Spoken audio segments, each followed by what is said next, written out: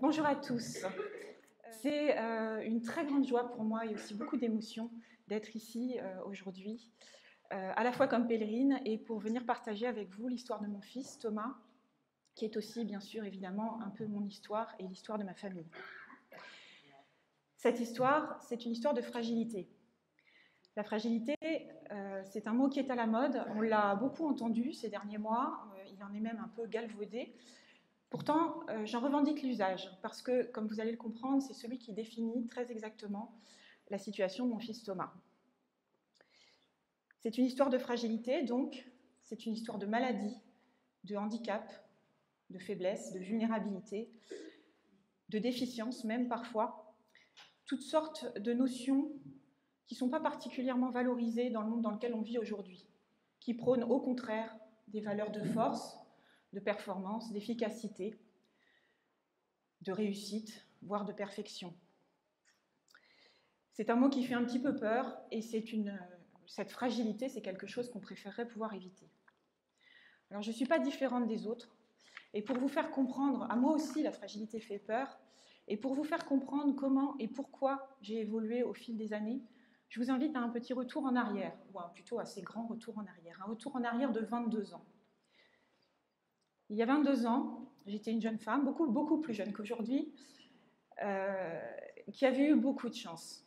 J'ai eu la chance d'avoir une enfance confortable, aisée, dans une famille aimante. J'avais la chance d'avoir fait des études assez prestigieuses, avec une certaine facilité. J'avais rencontré mon mari, Paul, à l'école polytechnique, où nous étions tous les deux élèves. Et je venais de mettre au monde notre premier enfant, Thomas. Je n'avais jamais, pour ainsi dire, été confrontée à la difficulté ou à l'échec. Et la vie semblait se dérouler comme un tapis rouge devant moi, tous les espoirs étaient permis, l'avenir paraissait radieux. Et puis, la fragilité, il y a 22 ans, fait irruption dans nos vies, dans des conditions très brutales, et sous la forme la plus incarnée qu'on puisse imaginer, puisque c'est notre bébé, Thomas, qui se casse comme du verre. Vous l'avez sans doute compris, Thomas est atteint de cette maladie, qui est une maladie terrible, qu'on appelle maladie des os de verre, ou dans le langage médical, par son nom scientifique, ostéogenèse imparfaite. Une maladie donc qui est une maladie génétique, une maladie rare, qui se caractérise par une immense fragilité de tous les os du squelette et des fractures qui peuvent se produire à tout moment, pour le moindre choc, le moindre mouvement, ou même, dans le cas de Thomas, de manière spontanée. Alors si ce diagnostic avait été posé immédiatement, sans doute que l'histoire aurait été un peu différente. Malheureusement pour nous, ça n'a pas été le cas.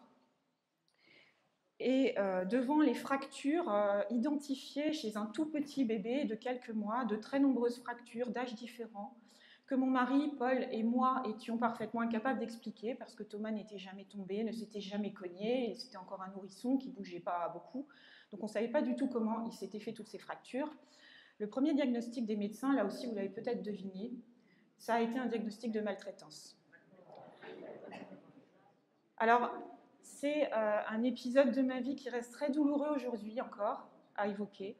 Donc je ne m'étendrai pas dessus, je serai assez brève. Mais dans la vie, dans la vraie vie, il y a 22 ans, cet épisode, il a duré plus de 6 mois. Être accusé de battre son enfant pendant 6 mois, alors qu'on sait qu'on est innocent, qu'on sait qu'il a forcément une maladie et que pendant ce temps-là, personne ne cherche le vrai diagnostic et la maladie dont il est atteint et dont sans doute peut-être on pourrait le soigner, c'est quelque chose qui est cauchemardesque. Au bout de ces 6 mois, Thomas était hospitalisé, il était sur le point de nous être retiré, d'être placé en famille d'accueil ou en pouponnière.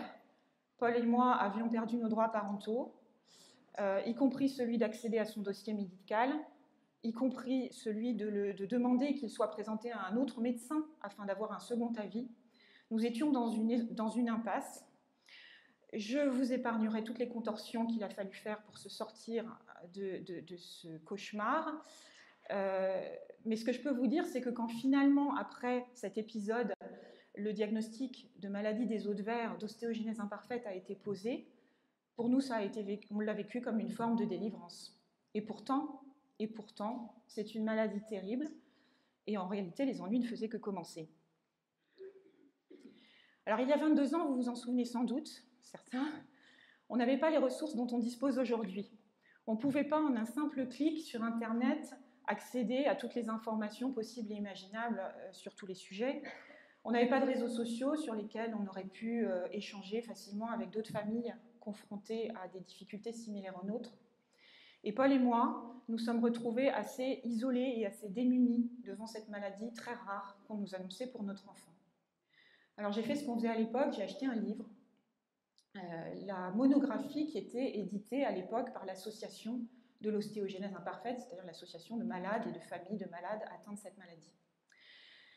Je me souviens très bien de ce petit livre vert qui a été mon livre de chevet pendant des mois. Je suis une bonne élève, donc je pense qu'à une époque, je le connaissais presque par cœur. C'est un livre qui décrit donc tous les aspects de la maladie, de courts articles scientifiques, médicaux, qui décrivent l'état de l'époque, des connaissances sur cette maladie de manière abordable, accessible à tous. Alors, ça commence évidemment, quand on parle de fragilité osseuse, ça commence par des articles sur les fractures, tous les types de fractures qu'on peut imaginer, la douleur qu'elles engendrent, les attelles, les plâtres, jusque-là, rien de très étonnant. Et puis les choses se corsent.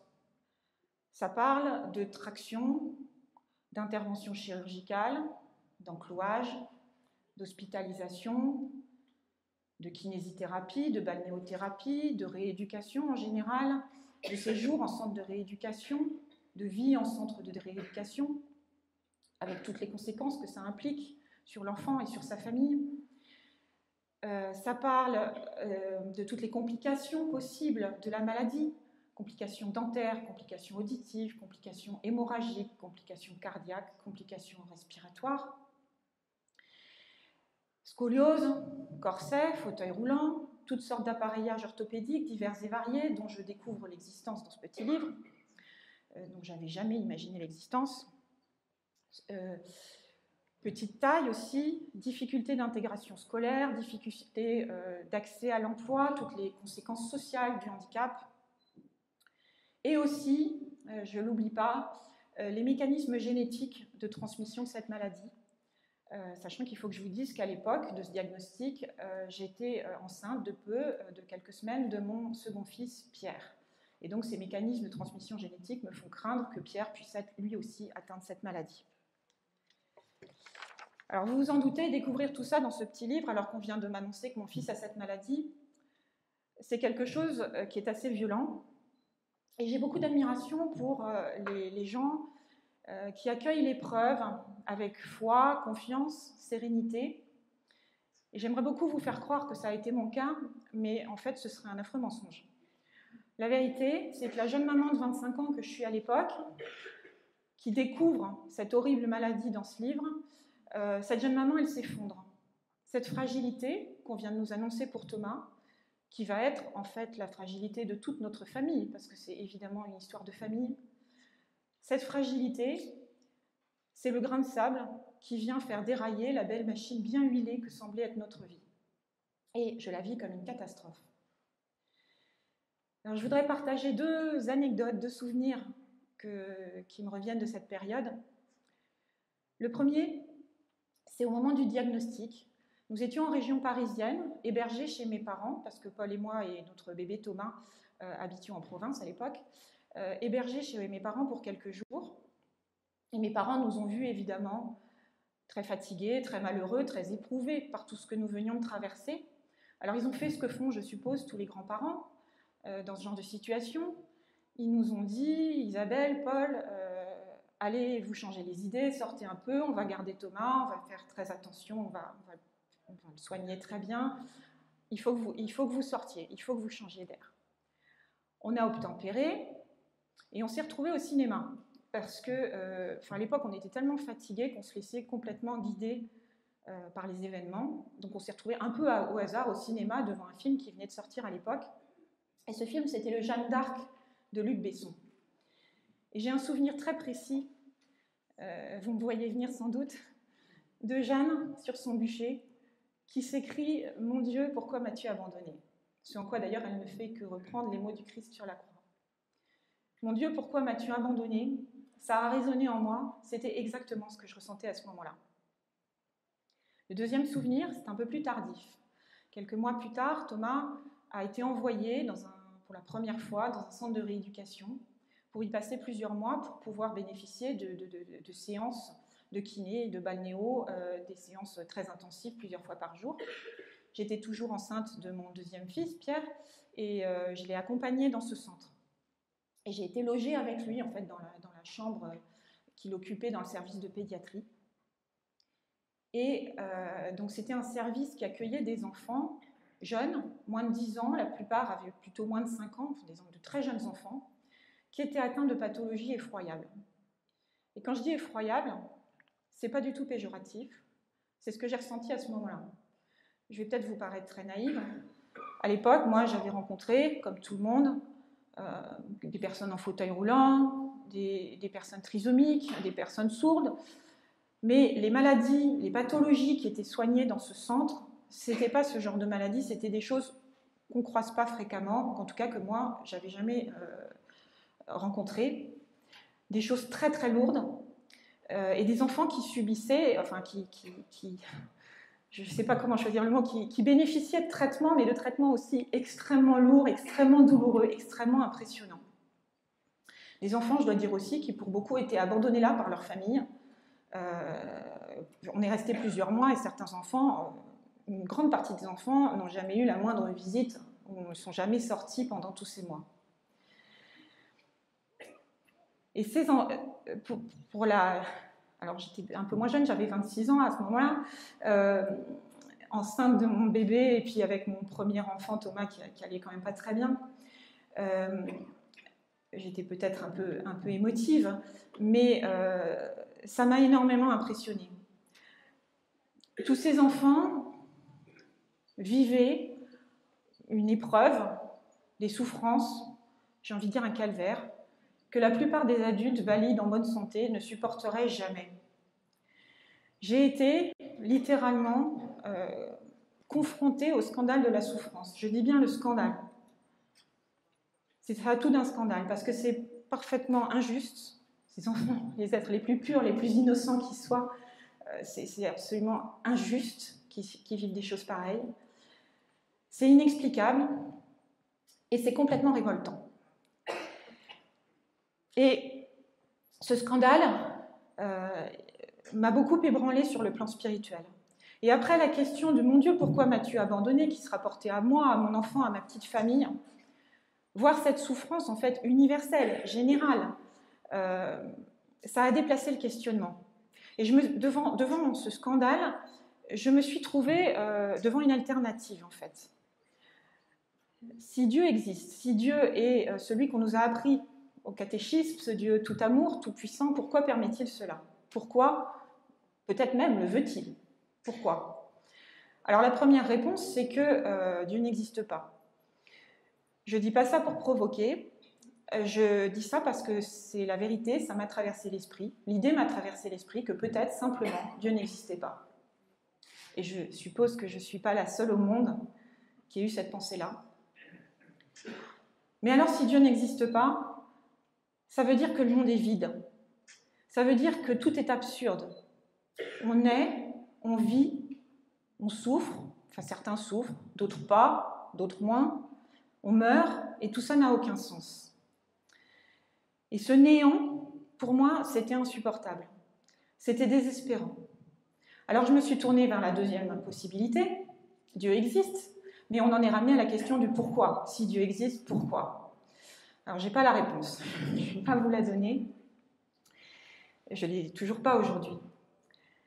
Mais moi, à ce moment-là, cette question, elle m'a obsédée. Et je suis rentrée dans une église, dans l'église de la petite ville. On était au fin fond de la Bretagne, dans ce centre de rééducation. Je suis rentrée dans l'église du coin. C'était la période de Noël, il y avait la crèche. Noël, c'est la fête, c'est la famille, c'est la vie, c'est la naissance, c'est l'espoir. Et mon état d'esprit était bien éloigné de tout ça. Alors devant la crèche, j'ai prié pour ce qui allait être la dernière fois avant longtemps. Et j'ai dit à Dieu, mon Dieu, je ne comprends rien. Mon Dieu, toute cette souffrance, tout ce mal à quoi je suis exposée, c'est un os sur lequel je tombe. C'est un obstacle à ma foi, c'est un obstacle à mon intelligence.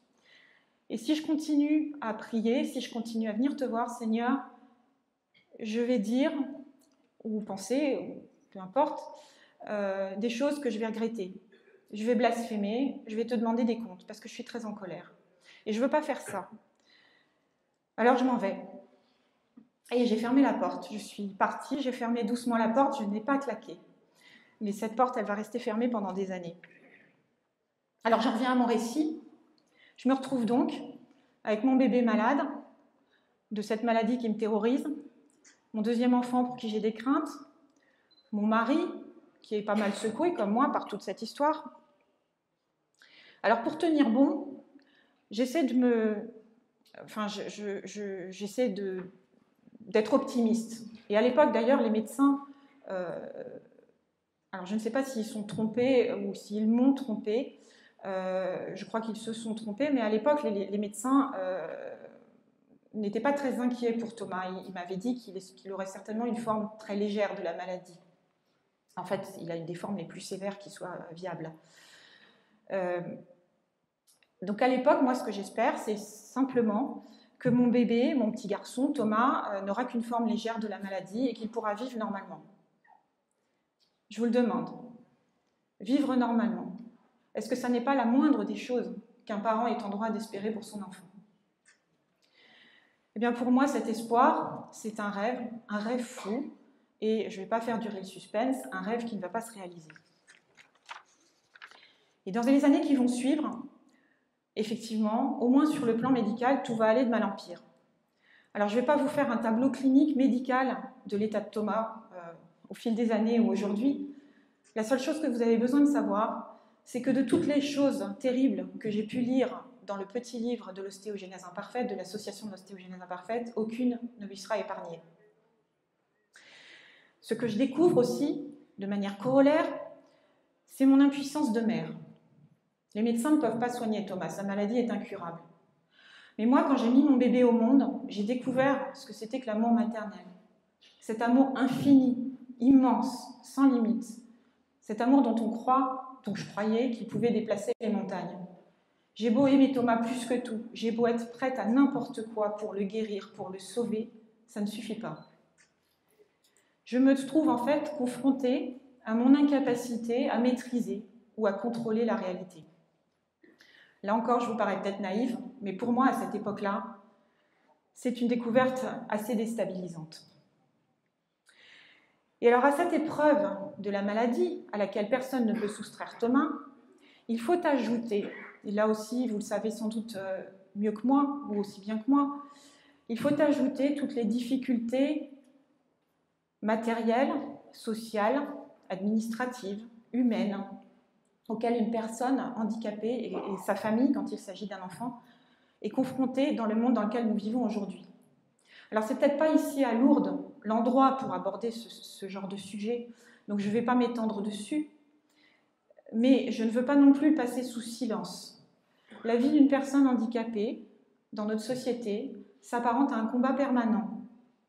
Il faut se battre quand on a un enfant handicapé pour qu'il puisse aller à l'école, alors que c'est un droit qui est inscrit dans la Déclaration universelle des droits de l'homme et du citoyen. Un jeune handicapé doit se battre pour se former, pour faire des études, pour s'insérer dans la vie professionnelle. Il faut se battre en permanence pour faire valoir des droits qui sont pourtant écrits dans la loi. Et il faut aussi souvent lutter contre un regard condescendant de certaines personnes ou bien de certaines institutions. Je découvre en fait qu'à l'injustice de la nature s'ajoute celle du monde. Et c'est à cette époque de ma vie, donc dans la petite enfance, moyenne enfance de Thomas, quelques années, que mon amie Anne prononce cette phrase étrange que j'ai choisi de citer dans le petit résumé de mon intervention d'aujourd'hui. Un enfant comme Thomas est un signe de la tendresse de Dieu. Alors, je vous ai un peu décrit le contexte, mais pour faire très court, à cette époque, Thomas se casse tout le temps, il souffre en permanence, notre vie familiale est un champ de ruines, tous les espoirs, l'avenir paraît très sombre, aussi bien sur le plan médical que sur le plan de l'intégration dans la société de ce petit garçon. Paul et moi, nous sommes épuisés, à la fois physiquement et moralement. Alors quand Anne me dit cette phrase, D'abord, je suis stupéfaite, et puis je suis un peu en colère, en fait. Et j'ai surtout envie de lui dire, écoute, viens passer 24 heures à la maison, viens voir comment ça se passe, et puis après, tu m'expliqueras, hein, parce que là, vraiment, moi, j'y comprends rien. Je ne comprends pas ce que tu veux dire, en tout cas. Mais Anne, c'est une amie pour qui j'ai beaucoup de respect, beaucoup d'affection. C'est une femme très posée, une femme très calme, une femme qui n'est pas maladroite, qui ne parle pas à tort et à travers, pas quelqu'un qui provoque non plus. Et la façon dont elle avait dit cette phrase et le fait qu'elle l'ait dit justement à ce moment-là, j'ai trouvé ça assez mystérieux. Alors je me suis dit que peut-être ça voulait dire quelque chose et j'ai choisi de garder ça dans un coin de ma tête en attendant peut-être un jour d'y voir plus clair. Ça me fait penser que le thème d'année du pèlerinage, comblé de grâce, comblé et est tous comblés de grâce, m'aurait fait probablement hurler si on me l'avait suggéré à la même époque. Alors vous pensez sans doute que je vous brosse un tableau très noir de la situation de la famille, enfin, du tableau très noir du handicap et de la vie d'une famille avec un enfant handicapé. Et vous avez raison. Et rassurez-vous, le vent va tourner, je vais aborder des points plus positifs et plus optimistes. Mais il y a quand même une réalité qui est là et à laquelle on se confronte et on se cogne même, parce qu'elle est dure cette réalité. On se cogne tous les jours. Et cette réalité, du coup, je ne veux pas la taire. Et cette réalité, c'est que la maladie, c'est d'abord une souffrance. Que le handicap, c'est dur.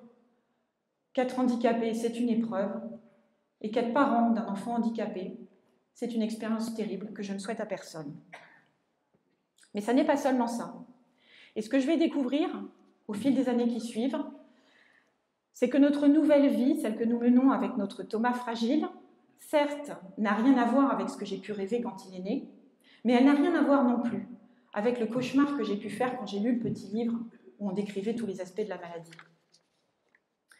Et la première chose que je découvre, que j'aurais jamais imaginé et que j'aurais jamais osé espérer, ce sont les forces de Thomas. Je me rends vite compte. Si le corps de Thomas est d'une fragilité immense, il s'est trouvé, depuis son plus jeune âge, la force de faire face à l'épreuve. Excusez-moi. Pardon. C'est incroyable, mais les faits sont là. Et ils sont aussi tangibles que les effets de la maladie qui, elle, malheureusement, ne cessent d'évoluer dans le mauvais sens. J'observe par exemple un tout petit garçon, encore un bébé, qui ne sait pas encore parler, mais qui est capable de s'hypnotiser lui-même en fixant des lumières pour surmonter la douleur. C'est un phénomène qu'il avait trouvé, enfin c'est une méthode qu'il avait trouvée tout seul et que je n'ai comprise moi que des années plus tard en décrivant ce phénomène à un médecin. Je vois un peu plus tard un petit garçon toujours joyeux, toujours souriant, et dont je me rends compte quand il a 3 ans et demi qu'il sait lire couramment. Il a appris tout seul, parce qu'à l'époque il ne va pas encore à l'école, et moi je ne lui ai pas appris. Thomas sait lire couramment. Alors évidemment, la maman qui découvre que son petit garçon à 3 ans et demi sait lire couramment, cette maman-là, elle est très fière. Mais c'est pas ça le sujet. Cette maman-là, elle est surtout très heureuse. Parce que ce petit garçon à 3 ans et demi, il ne peut pas marcher, il n'a jamais marché, il peut à peine bouger, il ne peut pas avoir d'activité manuelle, il ne peut pas jouer avec d'autres enfants, il ne peut pas sortir, il ne peut pas jouer dehors, parce qu'il est trop fragile et que tout le casse. Il a des fractures tout le temps, il vit alité, la plupart du temps, dans des plâtres les plus invraisemblables qu'on puisse imaginer. Et ce petit garçon, maintenant qu'il sait lire, eh bien maintenant, plus jamais il ne s'ennuiera. Grâce à la lecture, Thomas accède à un monde intellectuel, cérébral, dans lequel, contrairement au monde physique dans lequel il vit, qui est pour lui un carcan, dans lequel il ne rencontre aucune limite. Alors Thomas prend goût à la lecture et à tout ce qu'elle lui apporte. Il s'intéresse à tout. Il est intelligent, il est curieux, il mémorise tout. Et il se prend de passion pour la littérature, pour la musique, pour l'art, pour la mythologie, pour la géographie, pour tout. Et je m'en voudrais d'oublier les mathématiques qui vont être sa grande passion. Quelques années plus tard, je vois un adolescent qui, quand je vais le lever le matin, s'émerveille de la lumière du soleil alors qu'il aurait toutes les raisons de se plaindre de son sort. Ce même adolescent qui révise ses contrôles sur un lit d'hôpital alors qu'il doit subir une très grosse intervention le lendemain et que personne ne sait s'il se réveillera de l'anesthésie qui est prévue. Ce même adolescent, à 14 ans et demi, qui obtient son baccalauréat, avec 19 de moyenne générale, alors qu'il ne peut plus écrire du tout, qu'il vit alité, qu'il dicte tout son travail à des tierces personnes, et alors que certains médecins, certains enseignants, depuis plusieurs années, nous avaient découragés de le laisser poursuivre sa scolarité.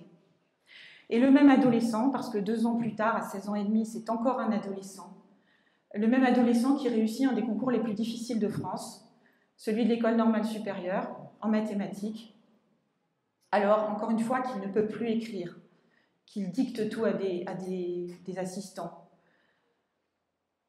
C'est un exploit extraordinaire. Et là encore, la maman est très fière, et là encore, ça n'est pas le sujet. Parce que cette réussite, ce succès à ce concours, ce qui est important, c'est qu'il lui ouvre les portes, et il lui ouvre en grand, toute grande, il lui ouvre une voie royale vers le monde de l'enseignement et de la recherche, le monde universitaire, ce monde dans lequel il est accueilli, encore aujourd'hui, enfin pour ce qu'il est. Il est accueilli pour ses qualités, pour ses dons, pour sa personnalité, pour son intelligence. Il est reconnu comme un père et son handicap, enfin, est remis à sa place, qui n'est qu'accessoire. Et dans ce monde, il va pouvoir s'épanouir comme une fleur. J'ajoute encore, plus récemment, avant le Covid, mais quand même, c'est un peu mélo, mais je m'en excuse, mais c'est la vérité, donc je le dis aussi. J'ajoute encore dans les observations un jeune homme qui travaille sa thèse de mathématiques sur le lit d'un service de réanimation. Je crois qu'on n'avait jamais vu ça dans ce service. Bref, Thomas l'a compris. Son corps lui fait défaut. Mais si ses forces ne sont pas dans son corps, elles sont dans sa tête. Alors il les exploite autant qu'il le peut. Et moi, qui suis le témoin, malheureusement pour moi, en première ligne, le témoin de ces souffrances qui sont indescriptibles, je suis aussi le témoin privilégié, là, cette fois-ci, de la façon dont il les affronte, dont il les surmonte et même dont il les transcende. Thomas est aussi ferme de caractère qu'il est infirme de corps. Il est aussi autonome dans sa pensée qu'il est dépendant physiquement. Et devant cette découverte des forces extraordinaires de Thomas, je suis obligée de me rendre à l'évidence. De nous deux, le plus fragile n'est sans doute pas celui qu'on croit. Devant une telle intelligence, bien sûr, mais aussi une telle volonté, un tel courage, une telle dignité, une telle gentillesse, parce que Thomas est aussi quelqu'un de très gentil, je suis obligée de me rendre compte de ma propre médiocrité. C'est pas très agréable, mais j'ai pas le loisir de m'y complaire, parce que Thomas, à sa manière, imagée bien sûr, Thomas gravit son Himalaya. Et la moindre des choses que nous puissions faire, nous ses parents, c'est de l'aider, de l'accompagner autant que nous pouvons dans cette ascension. Et ça n'a rien de facile. C'est vivre dans la crainte permanente de la prochaine fracture, dans la fatigue, le stress des soins quotidiens qui sont toujours douloureux, toujours susceptibles de provoquer une fracture, des rendez-vous innombrables, des rendez-vous médicaux innombrables et souvent très déprimants, des relations parfois difficiles avec certains médecins, avec certains enseignants, des hospitalisations récurrentes, des nuits sans sommeil à s'occuper de Thomas, un combat permanent pour sa scolarisation, des démarches administratives sans fin, éreintantes et parfois complètement absurdes. Et aussi, il faut l'avouer, des moments de désespoir devant l'évolution de la maladie que rien ne peut contrôler. Et on a souvent en tête l'image des parents d'enfants handicapés comme celle de personnes particulièrement courageuses, particulièrement dignes, particulièrement fortes, qui se relèvent toujours des pires coups du sort, qui affrontent toutes les difficultés avec le sourire. Des héros, en fait, des surhommes. Et moi, je ne suis pas du tout comme ça. Je ne suis pas du tout comme ça, je ne suis pas taillée pour ce rôle-là. Moi, je ne suis pas quelqu'un de solide, je ne suis pas courageuse, je me laisse arrêter par les difficultés. Je me fatigue vite, alors les nuits sans sommeil, ça ne fait pas trop mon affaire. Je suis quelqu'un d'un tempérament inquiet, angoissé, alors toutes ces fractures qui se produisent tout le temps, ça ne me rend pas la vie très facile. Et dans cette ascension dans laquelle nous accompagnons Thomas sur ce chemin, eh bien moi souvent j'ai envie de m'asseoir au bord du chemin, de m'arrêter, de me mettre à pleurer, de dire moi c'est bon, continuez sans moi, moi j'en peux plus. Mais en fait j'ai pas le choix. C'est aussi simple que ça. Parce que Thomas il continue d'avancer. Et nous sommes obligés, en avançant, il nous oblige à trouver les forces. Et ce que je trouve mystérieux, c'est tout aussi mystérieux que la façon dont Thomas trouve des forces dans un corps si faible, c'est que nous, ses parents, jour après jour, les forces dont nous avons besoin, nous les trouvons aussi. Au fil des années, le handicap de Thomas va en s'aggravant. Et aujourd'hui, Thomas est entièrement dépendant, physiquement. La dépendance, c'est quelque chose de détestable, a priori. Personne n'a envie d'être dépendant, et certains vont même jusqu'à proclamer qu'ils préféreraient la mort à la dépendance. Et de fait, la dépendance, ça n'est ni agréable ni souhaitable. Et je ne vais certainement pas en faire l'éloge. Et pourtant, je découvre dans cette relation d'aidant à aider, Thomas étant l'aidé et moi l'aidant, je découvre dans cette relation que nous n'avons pas choisi, ni l'un ni l'autre n'avons choisi d'être dans cette situation, je découvre que paradoxalement, cette relation, elle a de bons côtés. Donc, qui dit dépendance dit besoin d'aide. Aujourd'hui, Thomas vit alité. Il ne peut plus faire seul le moindre geste. Il faut donc l'assister, faire pour lui ou à sa place tous les gestes de la vie quotidienne. Ça va des gestes les plus intimes. Il faut le laver, l'habiller, le faire manger. À des manipulations plus physiques, il faut le porter. À des gestes qui sont plus exigeants sur le plan intellectuel, comme par exemple écrire sous sa dictée des mathématiques parfaitement incompréhensibles. Ceux qui aident Thomas, ce sont mon mari et moi, par la force des choses en première ligne, mais aussi d'autres personnes de la famille, son frère, ses grands-parents, des amis, des relations, et aussi des personnes qui l'aident à titre professionnel, des auxiliaires de vie, des personnels soignants, des enseignants, et dont je salue l'engagement et le dévouement. Et l'attitude de Thomas dans cette relation nous fait prendre conscience que, contrairement à ce qu'on pourrait imaginer, aucun de ces gestes que nous accomplissons pour Thomas, qu'il aille de ceux qui sont les plus humbles à ceux qui pourraient paraître les plus nobles, en réalité, aucun de ces gestes n'est ni dégradant, ni humiliant, ni pour Thomas, ni pour nous. Et c'est l'attitude de Thomas qui nous fait réaliser ça. Parce que Thomas accepte la situation. Il assume son état. Et il l'assume avec beaucoup de simplicité et beaucoup de dignité. Il demande ce dont il a besoin, avec gentillesse, avec simplicité, et avec beaucoup d'indulgence aussi devant, parfois, nos manques, nos improvisations, nos insuffisances. Thomas, dans cette relation, est à nu devant nous, parfois au sens propre du terme.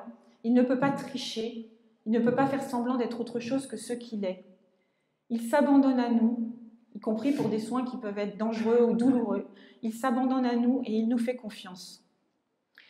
Il ne se sent pas diminué, et en ne se sentant pas diminué, il nous fait tous grandir. Parce que autant Thomas ne peut pas tricher, ne peut pas faire semblant d'être autre chose que ce qu'il est, autant en réalité, nous non plus. Parce que si nous sommes gênés, pressés, contrariés, maladroits, pour une raison ou pour une autre, nous n'accomplissons pas les gestes en question de la manière la plus appropriée, Thomas s'en rend compte. Mais il nous fait confiance. Alors, comme disent les politiques, sa confiance nous honore et elle nous oblige. Je n'aime pas la formule politique, mais en l'occurrence, elle prend vraiment tout son sens. Sa confiance nous oblige à toujours nous améliorer, à toujours chercher la juste distance, l'attitude la plus respectueuse. Et de même que le corps de Thomas est dénué d'une beauté conforme aux habitudes, la relation qu'il lie avec nous, ou qu'il noue avec nous, ça marche aussi, est rude dans tous les sens du terme. Elle est rude parce qu'elle est difficile, mais elle est rude aussi parce qu'elle est dépouillée des artifices, des faux semblants, des apparences. Personne ne triche dans cette relation. Elle est profondément vraie elle est ramenée à l'essentiel, et l'essentiel, finalement, c'est l'amour. Parce que Thomas, en s'abandonnant à nos soins, sa confiance, pour moi, c'est un signe d'amour. Et les gestes que nous accomplissons pour lui, ce sont aussi des gestes d'amour. Thomas nous apprend à donner, et il nous apprend à recevoir aussi. Et bien sûr, Thomas est entièrement dépendant. Sa dépendance est extrême. Mais en réalité, je me rends compte que moi, adulte, valide, en bonne santé, je ne suis pas autonome non plus. Moi aussi, j'ai besoin des autres. Et les autres ont besoin de moi. Et en réalité, nous avons tous besoin les uns des autres. Et l'autonomie, l'indépendance à laquelle, dans notre société, on attache beaucoup d'importance, à laquelle on essaie de nous éduquer, qu'on essaie de nous inculquer, qu'on prône quand même comme une valeur qu'il faut essayer d'obtenir, l'autonomie, l'indépendance pure, en tout cas, ça n'existe pas. Et c'est heureux, parce que c'est justement parce que nous avons besoin les uns des autres que nous créons ces relations d'entraide, de solidarité, d'amitié, d'affection et même d'amour qui font la beauté et la richesse de notre société. Sans cela, elle ne serait qu'une juxtaposition d'individus isolés et le monde serait moins beau. Et la dernière chose, en tout cas la dernière que je raconterai aujourd'hui, que Thomas m'a fait découvrir, c'est un peu grandiloquent, c'est une autre approche de la vie. Alors je vais essayer de m'expliquer. La fragilité de Thomas nous oblige à vivre en permanence dans un équilibre instable.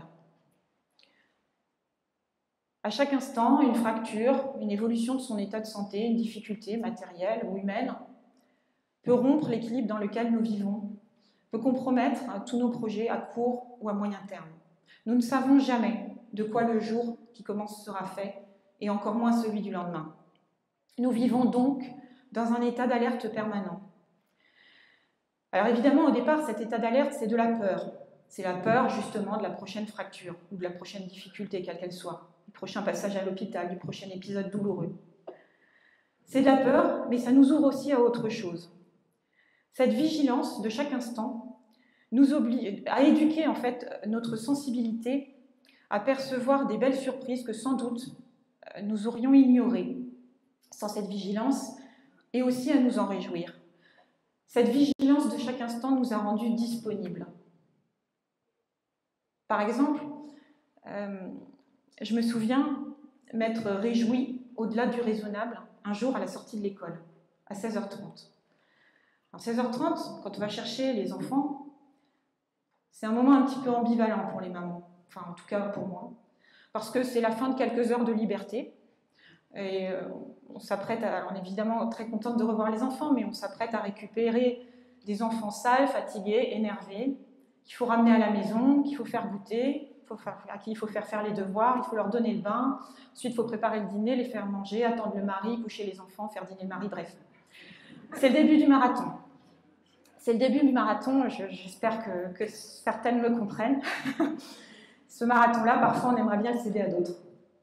Et moi, je me suis retrouvée devant les grilles de l'école, et ce jour-là, je n'ai pas du tout ressenti ça. Au contraire, je me suis sentie emplie d'une joie intense. Simplement, parce que j'ai réalisé que mes deux enfants allaient suffisamment bien pour aller à l'école tous les deux. Et il se trouve que l'année précédente, Thomas avait vu son état de santé se dégrader beaucoup. Il avait perdu la capacité de tenir assis. Il avait énormément souffert pendant un an. Enfin, il avait accumulé les opérations et toutes les difficultés. Il avait été complètement déscolarisé pendant un an et nous avions craint qu'il ne puisse jamais retourner à l'école. Et ce jour-là, j'ai réalisé qu'en fait, si, il avait pu retourner à l'école et que ça, rien que ça, ce qui est si banal, hein, des enfants qui vont à l'école, c'est la chose la plus banale du monde, et bien ça, en fait, c'était un cadeau de la vie, et c'était pas un dû. Alors, je suis peut-être ce jour-là passée pour une illuminée auprès des autres mamans à la sortie de l'école, peu importe, cette joie, je l'ai ressentie, je la ressens encore aujourd'hui.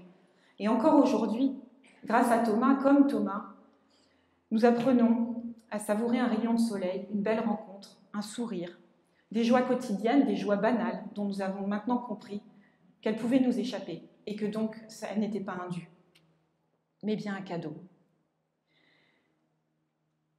Et un jour, le chirurgien de Thomas, qui qui est un homme extraordinaire, mais qui ne s'occupe plus de lui, puisque c'était en pédiatrie. Le chirurgien Thomas, qui s'est occupé de lui pendant toute son enfance, m'a vu arriver à l'hôpital complètement démoralisée, parce que Thomas s'était cassé pour la énième fois du mois. J'étais très fatiguée, j'en avais assez, et j'ai pleuré. Je lui ai dit que j'en pouvais plus, qu'on ne s'en sortait pas, que notre vie était vraiment, vraiment compliquée, et voilà, que je craquais en fait. Et à ce moment-là, il a lâché sa consultation, il m'a emmené prendre un café, je ne devrais peut-être pas le dire, dans une conférence qui est filmée. Et ça a duré 5 minutes ou 10 minutes, hein, c'était pas... et il m'a dit la chose suivante. Imaginez-vous que vous êtes sur la crête d'une montagne. Vous êtes sur le chemin, là, tout en haut, sur la crête. Vous marchez tout en haut. Alors oui, c'est très dangereux, c'est très risqué. Vous faites un pas à gauche, vous tombez. Vous faites un pas à droite, vous tombez. Il faut tout le temps être sur le qui-vive. C'est très fatigant, c'est très éprouvant, c'est vrai. Mais regardez autour de vous. Regardez le paysage. Regardez le panorama. Il est extraordinaire, il est sublime. Et ce paysage, vous ne pouvez le voir que depuis le haut de la montagne. Alors, même si parfois tout semble perdu, nous continuons d'avancer sur ce chemin, cas un cas, en famille, un chemin fait de hauts et de bas, de peines et de joies, de succès, d'échecs, de difficultés, de rebondissements, de belles rencontres, d'incompréhensions. Nous continuons d'avancer sur ce chemin envers et contre tout, avec comme boussole le formidable amour de la vie dont Thomas fait preuve à chaque instant, et même au cœur de la tourmente, et avec comme moteur la phénoménale énergie qui se dégage de ce petit corps pourtant si faible. Nous avançons sur ce chemin pour en arriver aujourd'hui à un présent apaisé et à un avenir d'espérance. Finalement, notre histoire s'est déroulée contre toute attente, contre aussi la conception contemporaine du monde. La fragilité de Thomas aurait pu, et elle aurait dû, aux yeux de certains, détruire Thomas et détruire notre famille. C'est tout le contraire qui s'est produit. Elle nous a renforcés. Aujourd'hui, Thomas a une place dans la société, une place qui est incontestable et incontestée.